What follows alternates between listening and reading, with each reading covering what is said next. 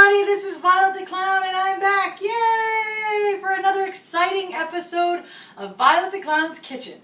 So today what we're going to do is make something very delicious and very easy. This doesn't require any cooking or any chopping. It's simple, simple, simple. So what we're going to make is called chia seed pudding. So these are chia seeds. And I buy mine at Whole Foods. They are amazing little seeds, and they're high in all sorts of vitamins and nutrients and omegas and cool stuff like that. But what's really important is that they make an awesome pudding. So this is what they look like up close. They look like little seeds. Now when I was a kid, you could take these and grow a chia pet. A chia pet, you'd have this little thing, like a little ceramic guy or a little ceramic pig, and you'd paste him with these chia seeds and they would grow little green things. Well, it turns out those little green things are very good for you. So, but we're not going to grow them today. What we're going to do is make a pudding. The first ingredient in our pudding is cocoa powder. So this is some organic cocoa powder. I try to buy all my ingredients organic. And what we need is 2 tablespoons. This is a tablespoon, and it's abbreviated by TBSP, a tablespoon. So we need 2 tablespoons of cocoa powder. So this doesn't taste like chocolate. It is chocolate, but if you eat it, it doesn't taste like yum yum chocolate. It tastes sort of like ew, baker's chocolate. And the next ingredient that we need is sugar. The recipe calls for 2 tablespoons of sugar, but I try to just use 1 because we try to use less sugar than we need. So 1 tablespoon of sugar, and like I said, use organic sugar. And the next ingredient that I use is vanilla. This is pure vanilla, and I use 1 teaspoon. A teaspoon is smaller than a tablespoon. It's about the size of the cap, so I'm going to just use a capful. And it goes like in there. And then we're going to add, let's check my recipe. Oh, chia seeds. We have to add 1/4 cup. So 1/4 cup is this small tiny one. And I'm going to just take my chia seeds. Like I said, I get these at Whole Foods, and what I do is I just keep refilling the bag. I go to the store and I pick up they have big bins that you can scoop the seeds, and then I fill up this bag. So this is 1/4 cup. I'm going to put it inside like that.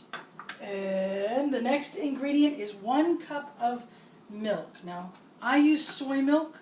Some people use cow's milk, but I like soy milk or almond milk.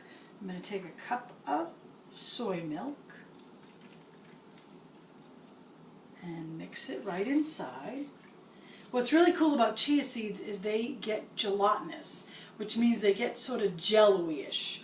And when you add liquid to them, they become gelatinous. So these are some chia seeds that I just add a little bit of water to, and you can see how they get sort of almost slimy. But when it comes to pudding, these things are awesome. They're really good in smoothies also, and things like that. Oh, this is a good time to use my apron. Ooh. And next, some people add to their chia seed pudding, they add a little bit of honey.